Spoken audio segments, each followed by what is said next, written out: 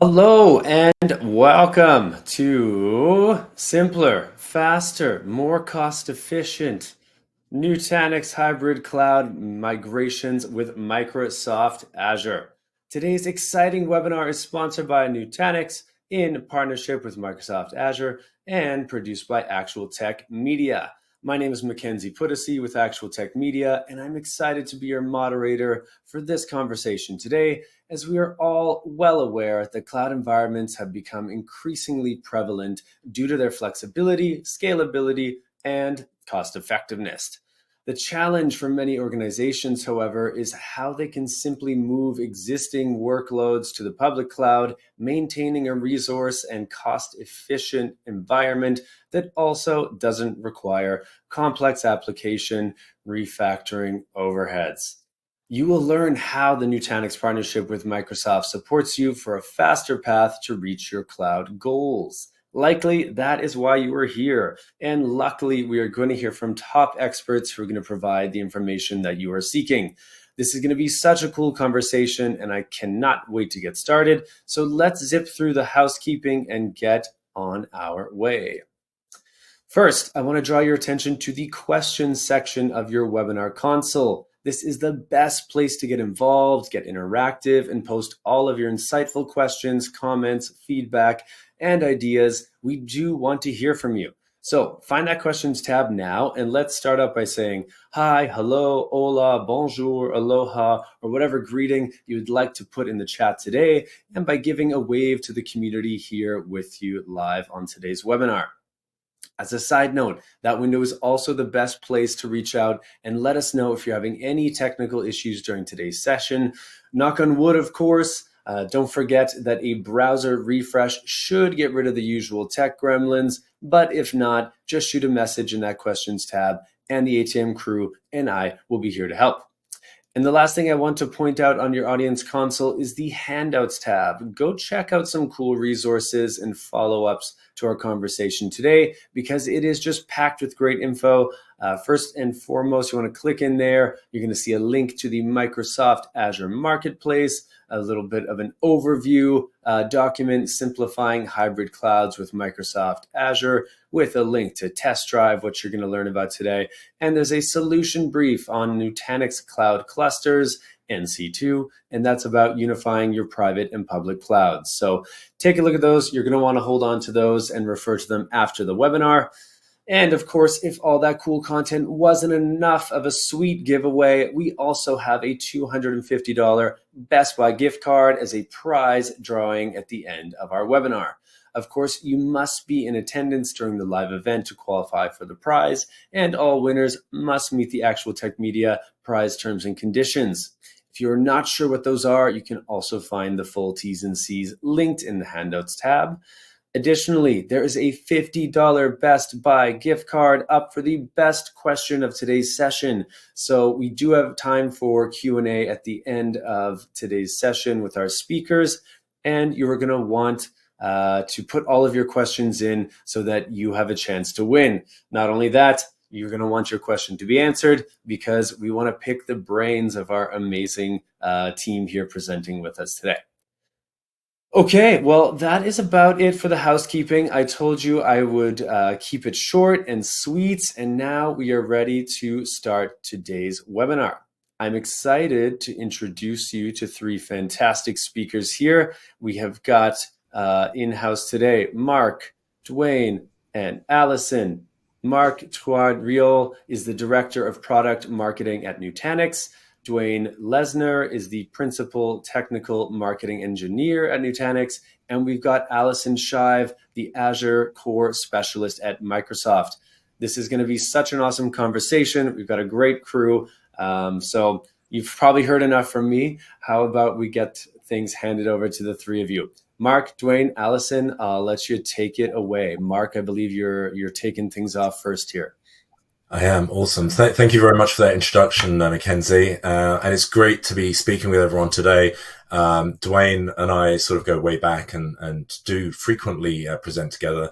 But Alison, it's great to be presenting alongside Microsoft and with you today. I'm going to sort of kick off just to sort of really quickly summarize some of the challenges that we hear and see customers going through in their cloud journeys. Now, quite often, much in the same way that organizations have organically built up their on-premises infrastructure over time, we're seeing similar things with their cloud infrastructures as well, where many organizations will have a particular cloud requirement. It's a sort of point solution potentially built around a specific application. And they define that, they build that out in the cloud. It has its own set of tools, it has its own skill sets. Quite often for larger organizations, it will have dedicated teams associated with that. But then as you build out with other applications, organizations tend to find that they have these silos, or what I call islands of cloud infrastructure deployed, whether it's in particular regions, different clouds. But the challenge for organizations is how they can manage all of these disparate environments simply and easily, and with the point of this session today, being able to migrate workloads between them. We'll often see that different clouds will have different sort of policy and governance requirements, regulatory compliance. That may actually be defining where certain organizations may be trying to deploy their applications. But organizations want that flexibility, that they're not tied into one particular location, and that they may be able to move, say, between two different Microsoft Azure regions as their requirements evolve and change. It might be that they're looking to migrate between them. It might be that they're looking to protect a particular set of applications and data from one Azure region into another Microsoft Azure region. So how we tackle this with Nutanix is with what we call Nutanix Cloud Clusters, or NC2 for short. Now, the key difference between Nutanix Cloud Clusters is, in fact, that it's the same. It's the same, however you deploy Nutanix, it's the same. So whether you deploy Nutanix software on premises or into Microsoft Azure, is actually the same software stack.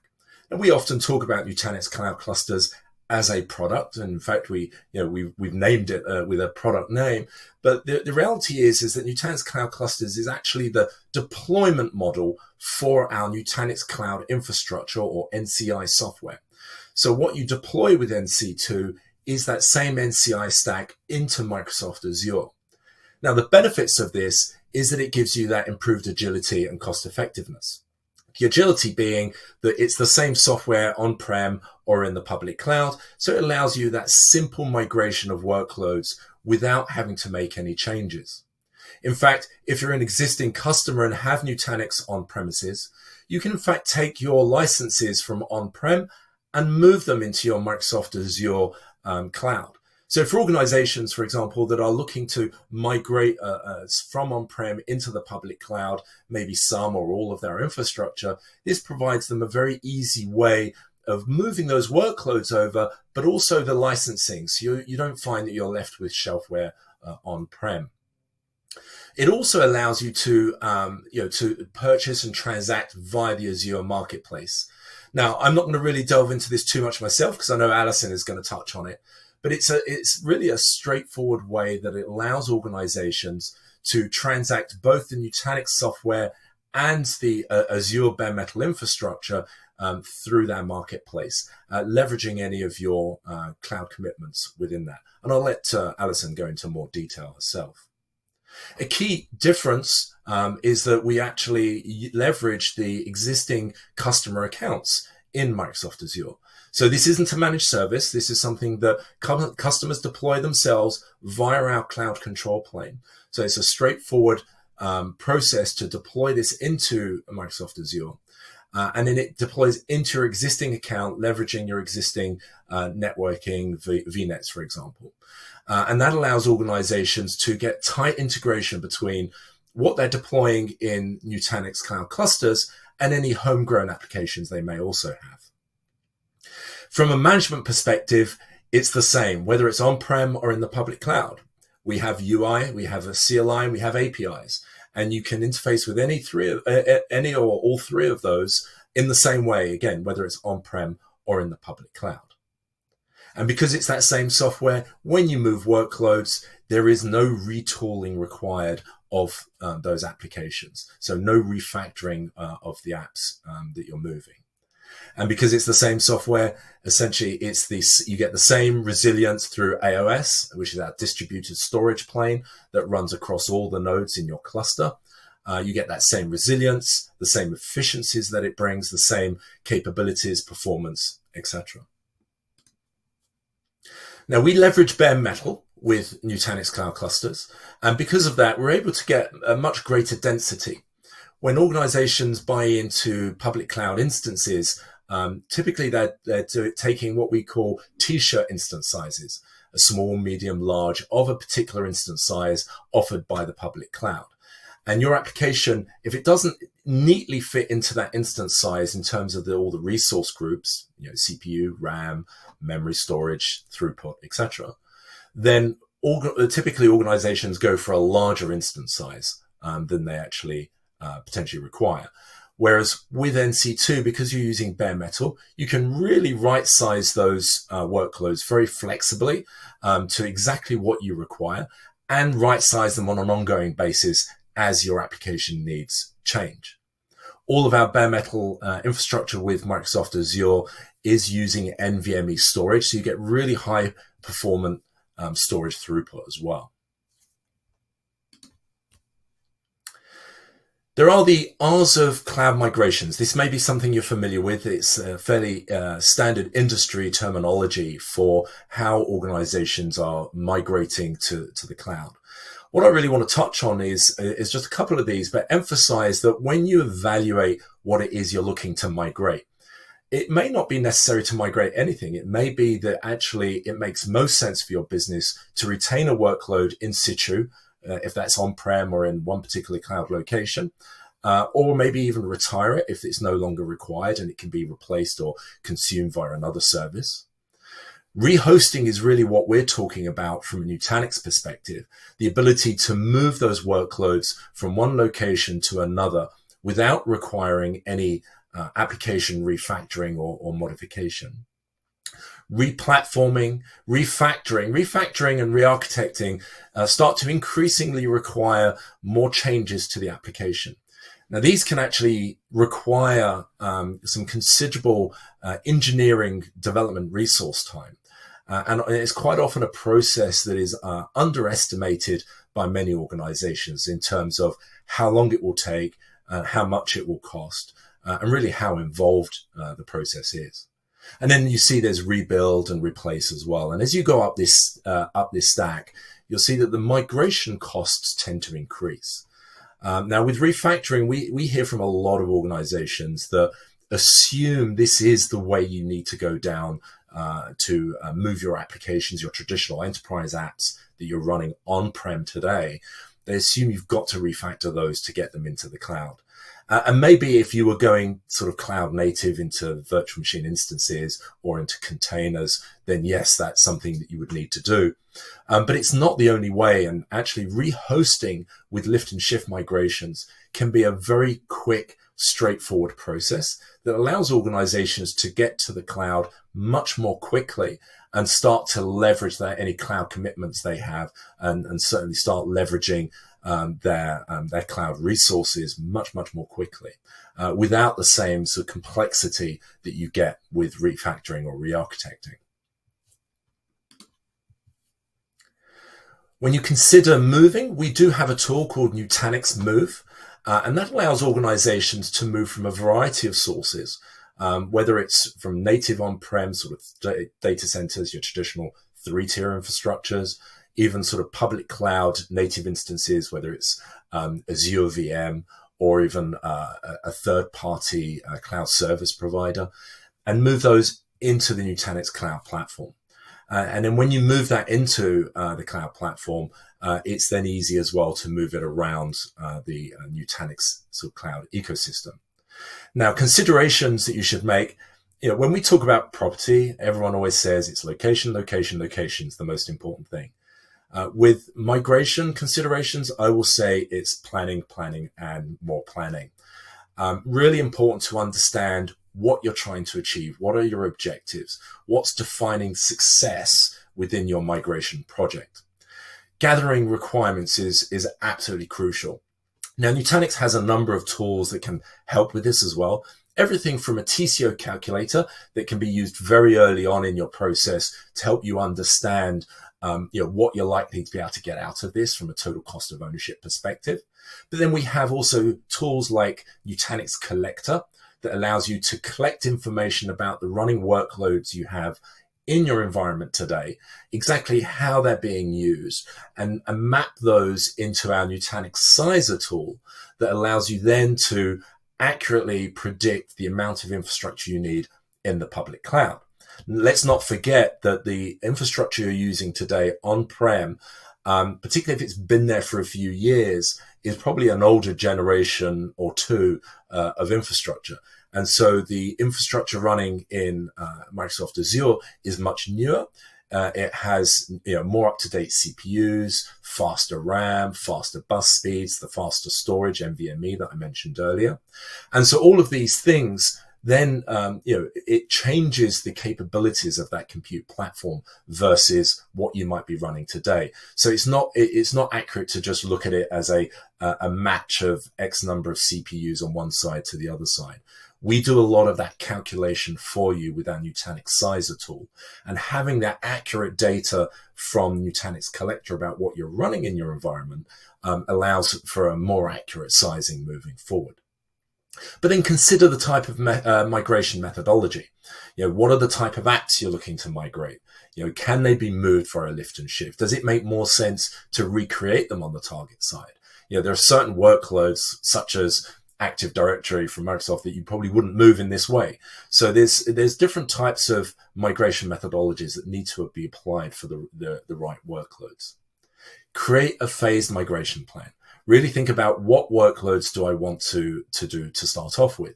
Do I want to start with the easy workloads, the low-hanging fruit, if you will, and then move to more complicated workloads afterwards? Or do I want to tackle department by department when I'm looking to do a migration? Considering the source and targets I've already mentioned, what's really important is document your testing plans. When you've engaged your stakeholders, not just to understand what the workloads are, but to have them engaged as a part of the testing phase is absolutely crucial, because that's going to help you, get sign off for those workloads once they're being migrated. And having that project and change management, obviously, to help control the flows is really important. So here's an example of another customer that went through a migration with us to Microsoft Azure with NC2. And it's a customer based in Scotland in the UK, Forestry and Land Scotland. And they were looking to consolidate a number of their data centers and move a good portion of their workloads into the public cloud. And what they found by leveraging Nutanix Cloud Clusters is that they were able to save 40% reduced TCO, but accelerated motion to cloud. This is what I spoke about earlier, that it allowed them a faster path to getting to the cloud with their workloads than they would have been able to achieve had they gone down the route of application refactoring.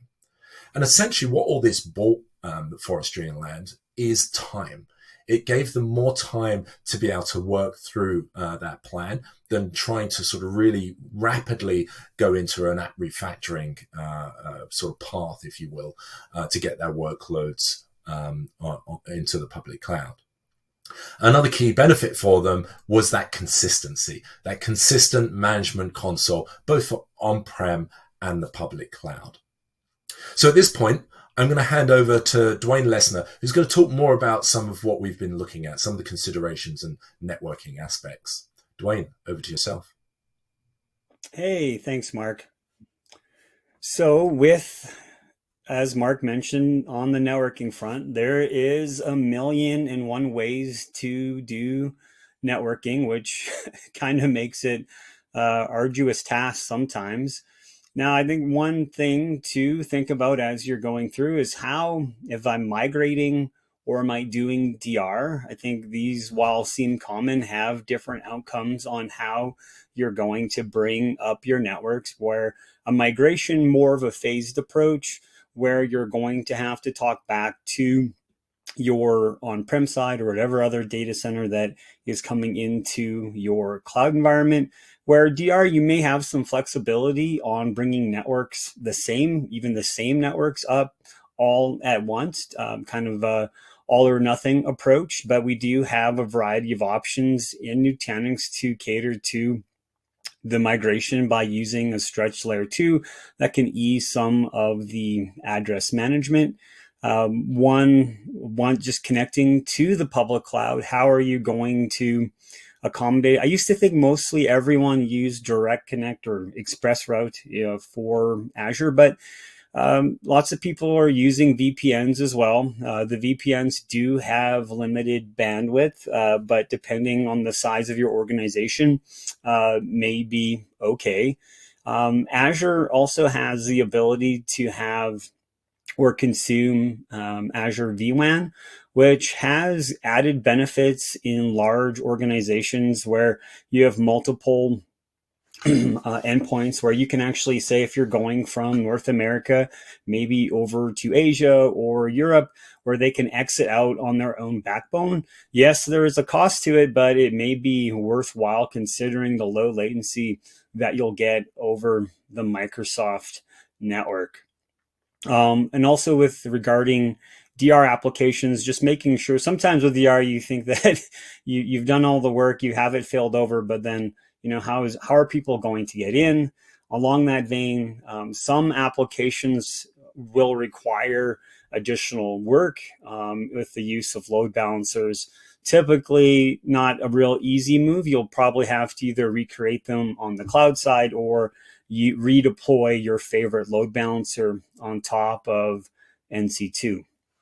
Now, as we take a look at addressing the hardest part of the move, and that's dealing with people, and those people are your application teams. And in a lot of cases, they will have no idea what's connected to their application or what's consuming it. Typically, these applications have been long running. That's why we have jobs in IT. Things just kind of seem to grow over time. Now, we do have security tooling. So we do have micro segmentation, which can be applied, and you can actually put it in learning mode and see what ports are talking to your applications. But the crux of the matter is, as infrastructure people, you own the IP problem. And so if they have hard-coded IPs and applications that need a MAC address because it's tied to licensing, you're going to want to move that without making too many changes. So here in this diagram, we have an on-prem environment, a cloud environment. We're using our Flow virtual networking to create an L2. Now, the difference here is what are you going to do with the gateway on the cloud side? Here we're keeping the gateway the same. So this is great because as you migrate your virtual machines over to the cloud, the gateway is going to be what it was on-prem. And so the routing becomes quite easy. I moved my VM over to the cloud side. I want to talk to a native VM. That's going to be okay. I then want to talk back to on-prem. It's going to go through some gateway VMs that Nutanix can deploy through a wizard. And voila, you get there. The downside is that it's probably going to mean additional firewalls. And because of this, a lot of new companies have sprung up to address the need in this environment. With Nutanix, you can deploy your firewall of choice inside of your Azure environment. Now, the flip side is, what are you going to do when the gateways are different? Now, we do have some customers that have deployed into their cloud environment, and they want a different gateway because they want to have a central place for managing all of the traffic flows. So this is great because now you just have one firewall. It's definitely in a state where you want your VPN networking to the public cloud highly available. The real downside here will be as you migrate your VM, again, in this case, we migrated VM1.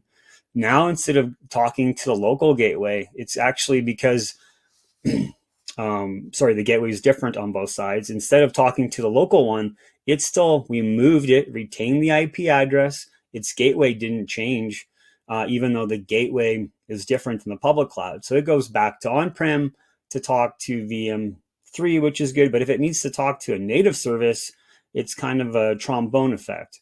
And so that will end up having higher latency to cloud services. So that may be okay for your environment but there's two ways.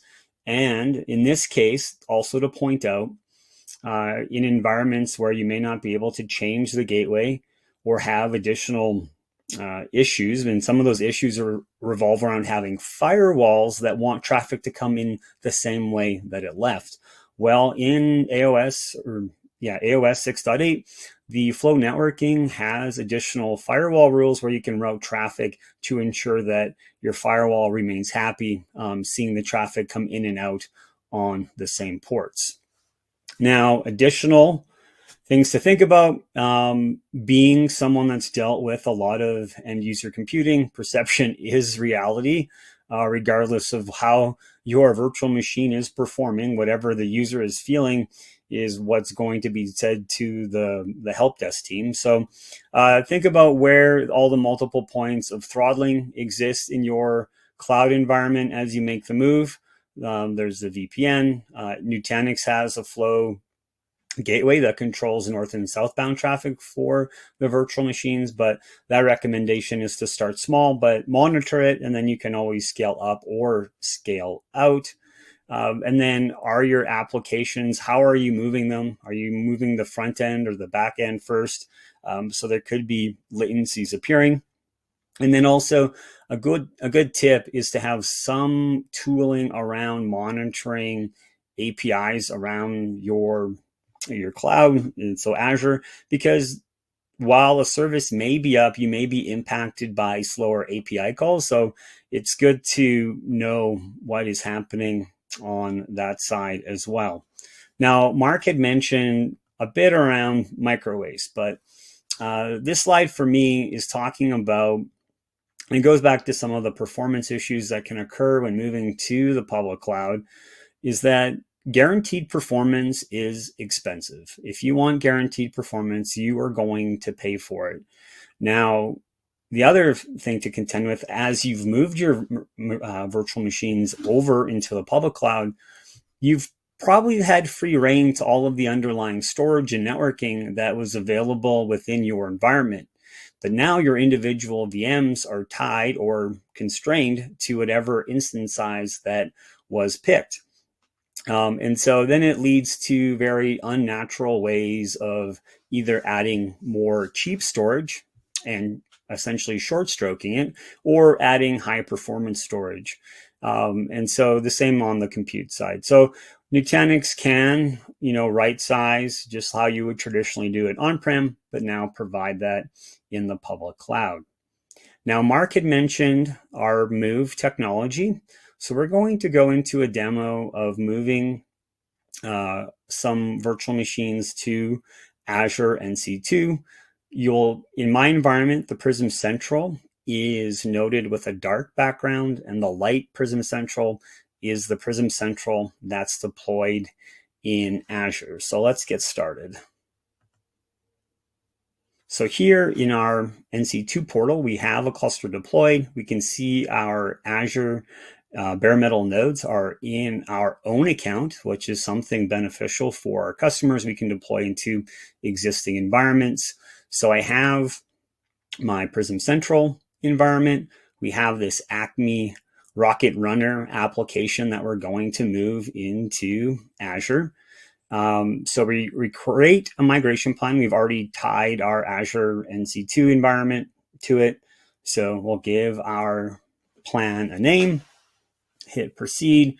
So it's pretty easy. We're just picking the different Prism Centrals, our on-prem environment, and then selecting the Prism Central that was automatically deployed with Flow Virtual Networking. So Acme FastPath is our cluster name. We hit next. We can easily drag and drop our applications.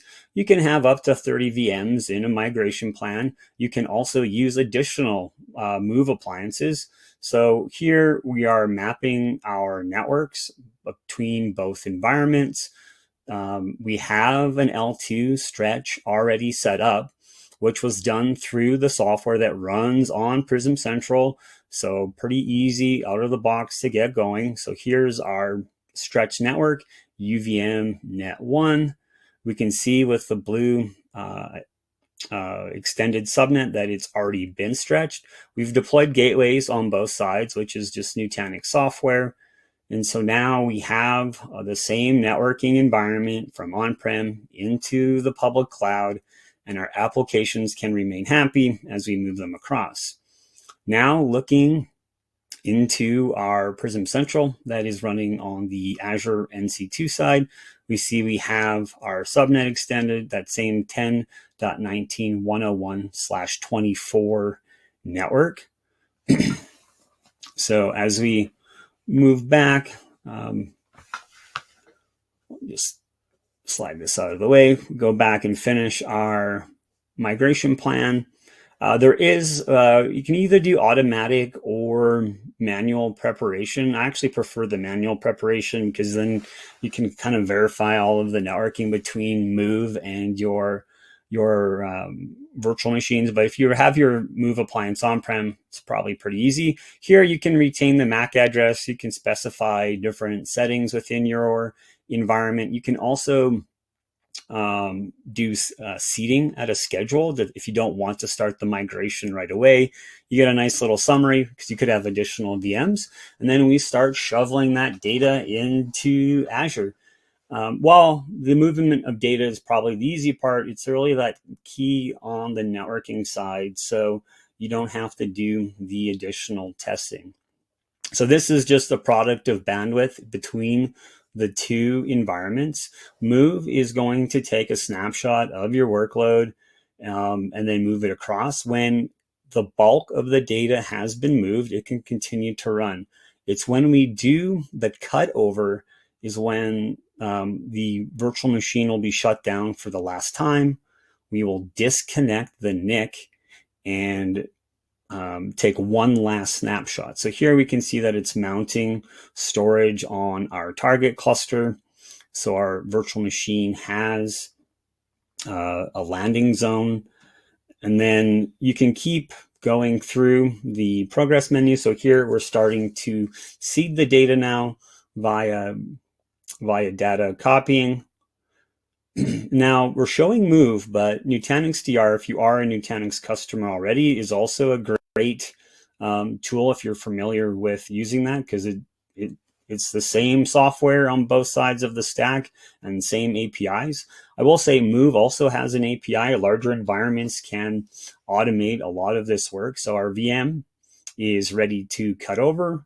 It's been fully copied. We hit the cut over button, and it will go through the last remaining steps to get that VM over. And so as this is happening, the one on-prem, as I mentioned, the NIC is disconnected and shut off. So you always have a way to fail back in case something does not work out as expected. So the VM has finished from this side. Now it's just going through the last steps. You can see that is in progress. And then once the final sync is brought up, it'll come up on our Prism Central. So this is the Prism Central on-prem. So we see that our virtual machine is now shut down. Acme Rocket Runner is ready to go onto the Azure side. In our Azure environment, we take a look, go to virtual machines. Not quite there yet. So if we pop back over into Move, the last data sync, we can see from the logs, we're creating a snapshot. And so there really shouldn't be a lot for deltas. It just finished. And now our virtual machine will come up in Azure.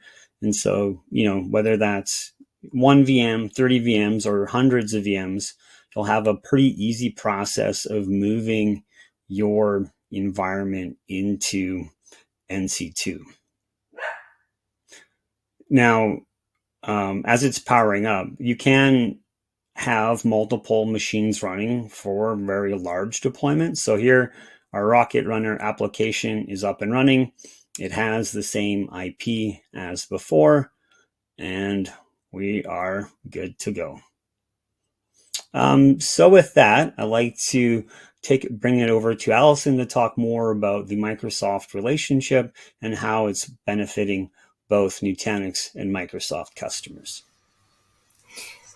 Thanks, Dwayne, and hi everyone. Allison Shive. I'm an Azure Core Specialist at Microsoft, and I'm excited to share with you more about the partnership between Microsoft and Nutanix, as well as some of the Microsoft programs and resources to help you with NC2 migrations. So with that, let's jump right in. First and foremost, it's important to note that there is an established partnership between Microsoft and Nutanix at both the executive and engineering levels.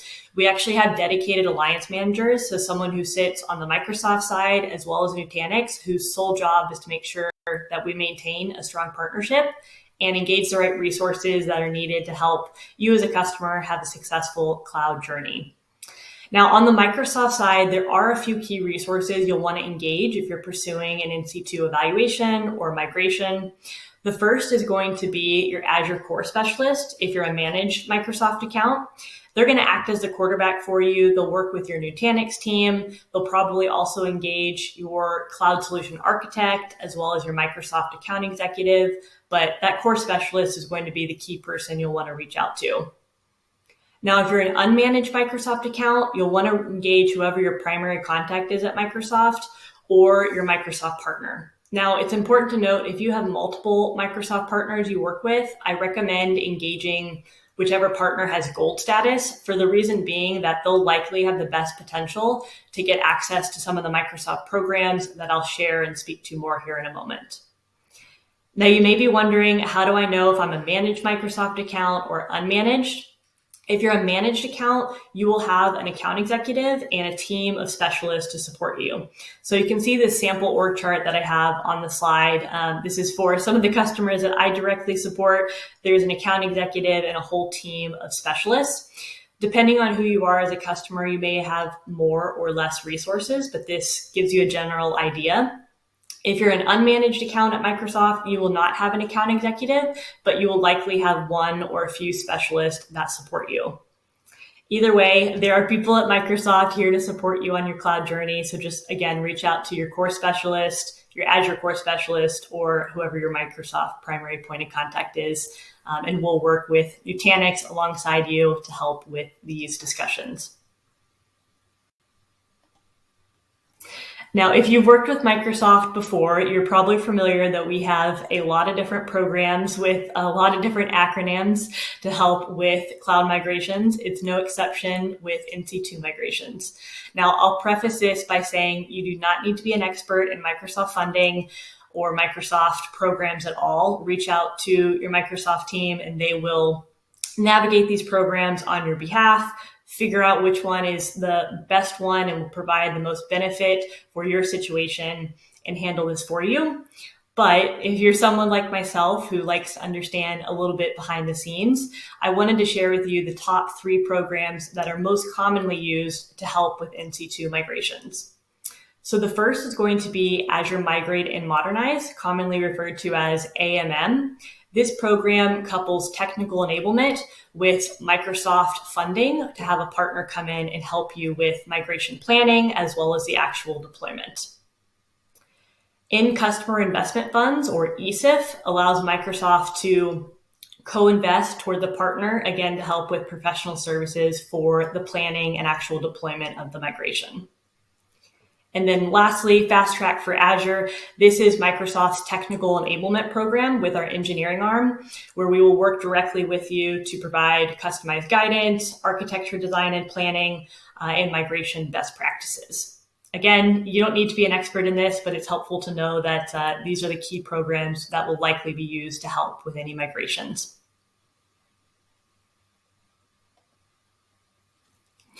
Now, let's say you are ready to move forward. You want to maybe purchase additional Nutanix licenses to cover what you're going to host in the cloud. How do you get started? Well, we recommend purchasing the licenses through the Azure Marketplace. If you're not familiar with the Azure Marketplace, it's our online store for Azure solutions that are either built on Azure or intended to be used in Azure. There's a wide range of catalog of solutions from various vendors, and likely most of the vendors that you're already using today. You can actually purchase licenses to the marketplace, as well as professional services engagement, workshops, managed services, the list goes on. Now, in the middle column, you'll see the Nutanix licenses that we currently offer to be transacted through the marketplace. Pretty much anything that's 2.0 and higher and it's plug and play can be purchased through the marketplace. And then if you have anything custom, so for example, you work with a reseller today for your Nutanix licenses, or maybe you have negotiated discounts or certain terms or concessions, we can actually honor all of that. So we'll create what's called an Azure private offer or an Azure multi-party private offer. And that allows us to keep in place, again, your reseller, any of those negotiated discounts or special terms and conditions you may have. Now, if you're wondering why should I purchase through the marketplace versus just, your typical channels that you normally procure through, there are two primary benefits. So the first is going to be consolidated billing. If you're already an Azure customer today, you're likely receiving an Azure invoice on a monthly or quarterly basis. So anything that you purchase through the marketplace will just show up as an additional line item on your Azure bill. So this is really helpful for your procurement teams, your accounts payable, finance department. They don't have to, manage payments for another vendor. You can just pay your Azure bill, and then Microsoft will pay those vendors on your behalf. The other reason you'd want to procure through the marketplace is if you are an Azure customer who has what's called a MAC agreement, so a Microsoft Azure consumption commitment. This is an agreement where you've committed to a certain level of spend with Microsoft in return for a discount. So if you have one of those agreements in place, marketplace purchases can be really helpful because I like to think of it as making your spend work smarter versus harder for you. So for example, let's say you have a commitment to spend $10 million in Azure in return for a discount over a 3-year period. If you procure your Nutanix licenses through the marketplace, let's say they were $500,000, that $500K will actually count towards your 10 million commitment that you've agreed to with Microsoft for Azure. So this can be really helpful when you're trying to make sure that you reach the spend thresholds. But it also can be very helpful if you're a customer who does not have this type of agreement in place today, but you'd like to have that. Anything that you procure through the marketplace, again, counts towards that commitment level on your Azure spend. So you'll have the ability to get onto one of those agreement types much quicker than if you just are relying on your Azure consumption alone.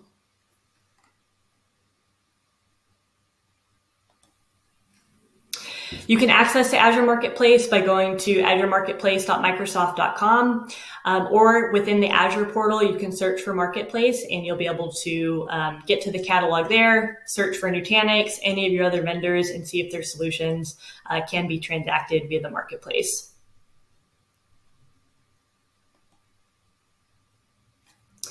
Now, Mark touched on some migration planning best practices from the Nutanix perspective at the beginning. I wanted to share two frameworks that you should consider as part of your planning from the Azure perspective as well. So the first one is going to be the Microsoft Cloud Adoption Framework for Azure.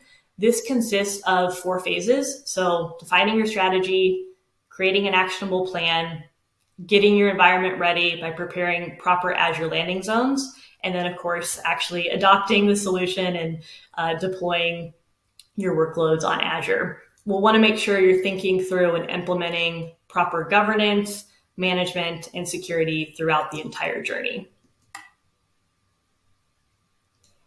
And then the other framework you'll want to incorporate into your planning is going to be the Azure Well-Architected Framework. This consists of 5 pillars. So thinking through reliability for your applications in your environment, cost optimization, operational excellence, performance efficiency, as well as security. Both of these frameworks are very well documented. So if you search for either of them on MS Learn, which is Microsoft's technical documentation and learning hub, you'll be able to find all the documentation there. And with that, I will pass it back to Mark to close us out.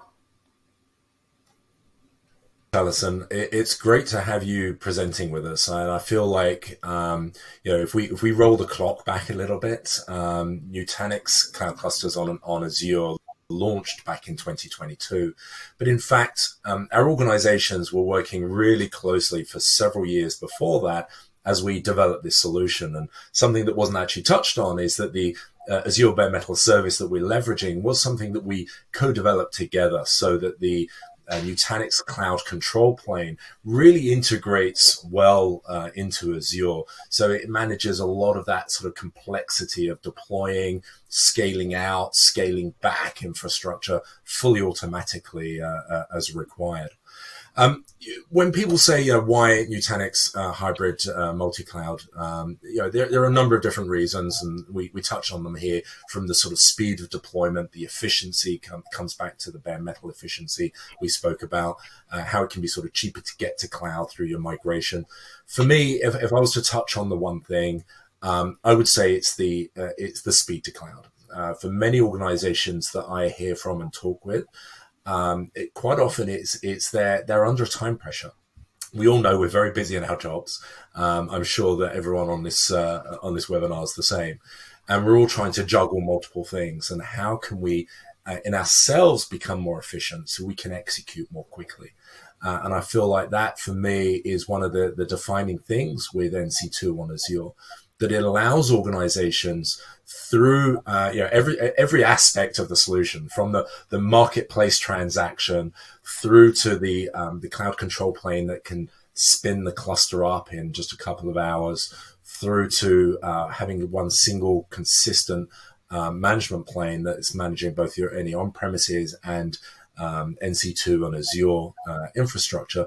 It all helps streamline the process for organizations and essentially manage their IT much more quickly. I mean, Dwayne, anything from you as a last comment? I think I would just add that moving of data is fairly easy getting into one spot, but making sure your app works with proper networking is a different story. So Nutanix is here to aid you in your journey. Awesome. And Alison, final comment, final thought from yourself? Yeah, more from just a working project standpoint versus technical, but make sure that your Nutanix rep and your Azure rep, your teams are working together. All the migrations that I've been a part of, when there's tight collaboration, right, between Nutanix and Microsoft and you as the customer, that ensures the most successful migration deployment. So just make sure to help bridge the gap if needed there. Awesome. So what I would like to sort of touch on, just as a sort of final slide here, is that we do offer a test drive. You can go to that URL, www.nutanix.com/Azure TD, TD for test drive. And this allows you to sort of walk through using NC2 on Azure in a sort of very easy fashion. You can learn more from the couple of URLs below as well, from nutanix.com/Microsoft and the Azure marketplace.microsoft.com. With that, Mackenzie, I'd love to take a couple of questions if there are any available. Yeah, absolutely. We've got actually quite a few questions, so we can address as many as possible today, and we'll see where we get to, if that works for you. I want to say, great presentation, all three of you. Thanks for being here, and excited to pick your brains. So first question, here we have, how would you approach moving hundreds of VMs? Yeah, I mean, I'm happy to sort of jump in on this, and then Dwayne, you can chime in and give some more technical perspective. But from my perspective, when we start talking about larger scale migrations, it does sort of come back to both what I and Alison spoke about, which is some of the planning and the structure that you have for your migration plan. Understanding, what are the success criteria? Because quite often organizations, you can slice and dice your migration projects in a number of different ways. But the types of migrations that you want to handle to sort of show that success and that execution through your migration plan is really important. One of the things with Nutanix Move is that we can actually batch process migrations. That is to say that you can group migrations together and execute them as one.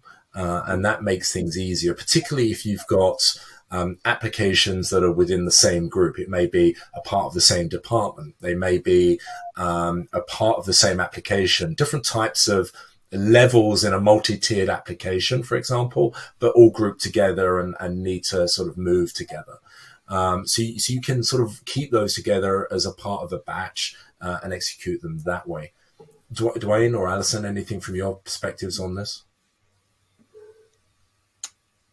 I know our services team has moved large organizations using Move. And I would just point out there are some things that aren't going to move that easy, or you should use the application side like Active Directory. If you're going to move databases, maybe it's best if you're using high availability to use the tooling that is there. So, but if you need a hand in sorting out the ins and outs, Nutanix services can also help out. Yeah, I would just mention that some of the programs, the Microsoft programs that I talked about, specifically like Azure Migrate and Modernize, we a lot of times will fund Nutanix professional services to actually help with and execute the migration. So that, of course, can be looked at when we're talking about extremely large environments. Awesome. Great answers, everyone. Thank you. Next one I've got here is from Philip. He's saying, I read that data center apps need to be refactored to make efficient use of cloud. Is this the case with Nutanix? Yeah, I mean, great question, Philip. I think this sort of comes back to what we spoke about earlier. That is, quite often there's this thought process that to be in the cloud, you've got to refactor those applications to be cloud native. I had a great conversation about 6-7 months ago with one of our retailer accounts based out here in the US. And they had moved a load of virtual machines over into NC2. And they were asking, and I was asking them, I was like, just sort of probing to understand the background behind that story.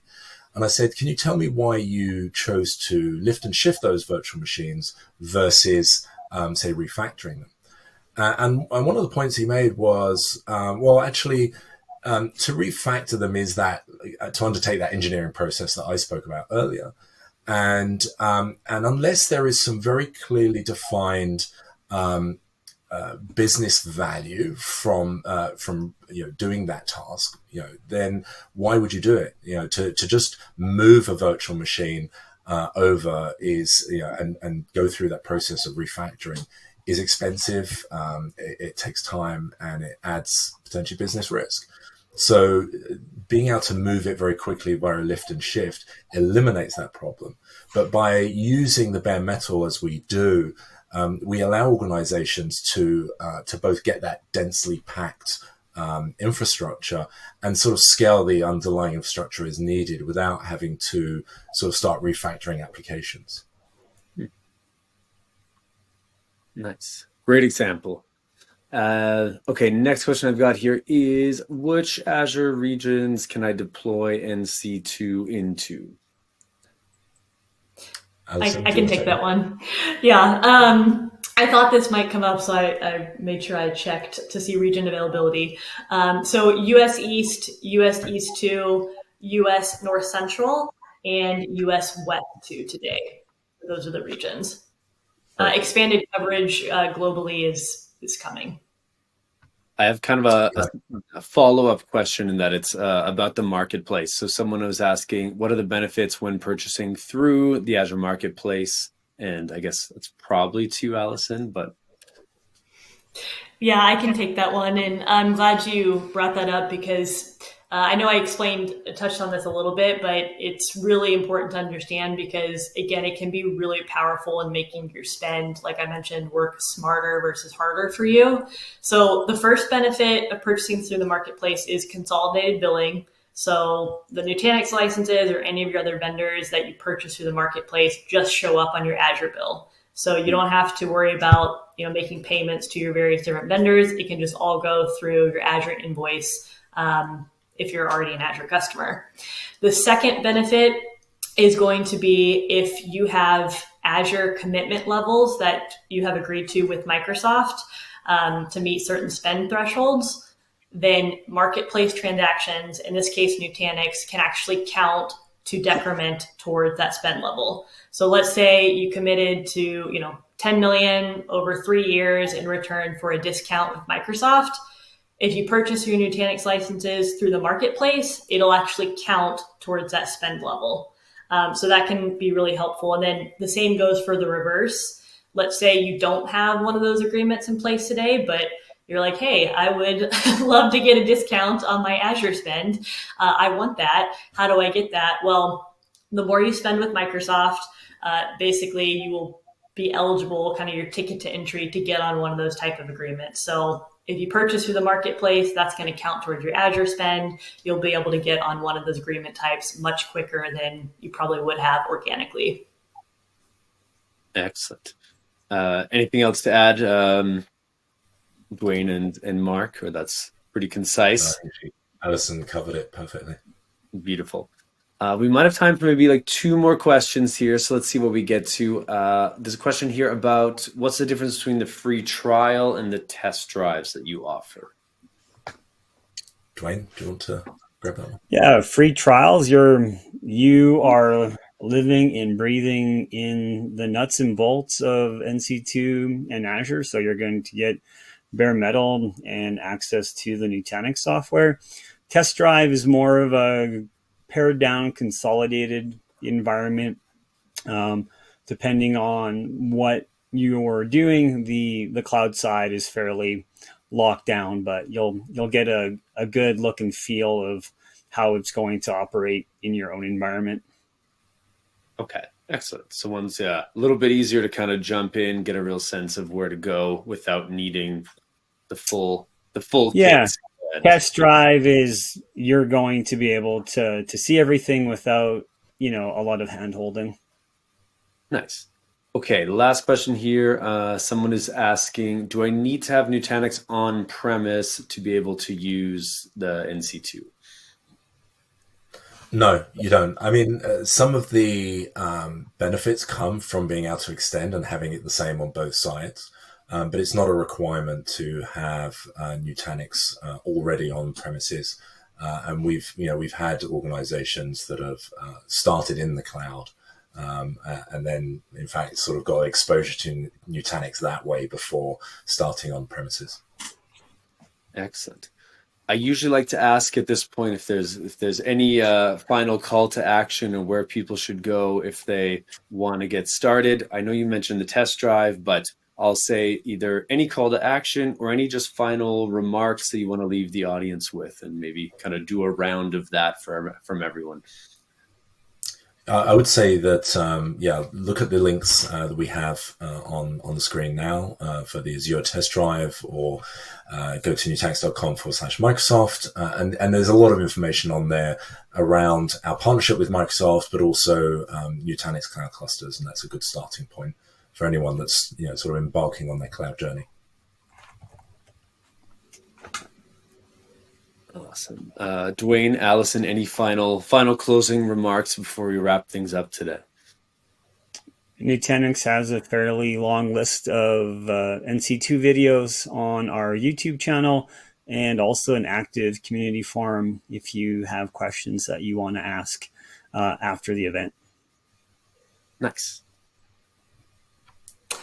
And it's my theme, but just more on the partnership. If you're interested in this, loop in, schedule a meeting, loop in your Azure team, loop in your Nutanix team, get them all on a call together. Between the two teams, we can really guide you and help you successfully evaluate and proceed with this. Awesome.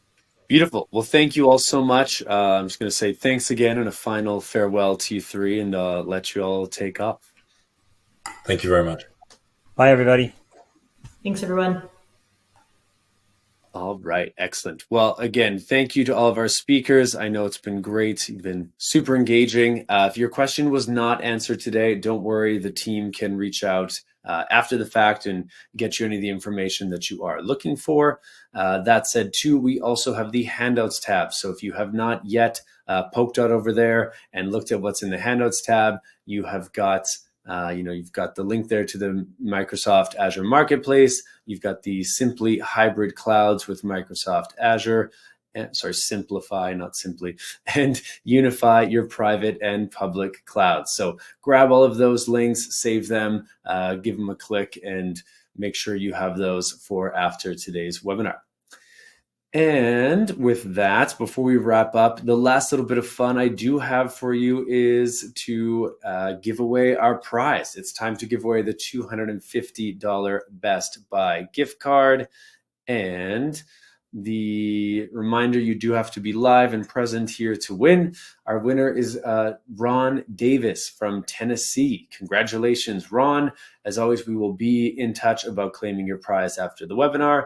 And if you did ask a question today, you may be selected as one of the best questions, well, rather the best question, and win that $50 gift card to Best Buy as well. So wishing you luck for that, and we will reach out about the winner for that after today's webinar as well.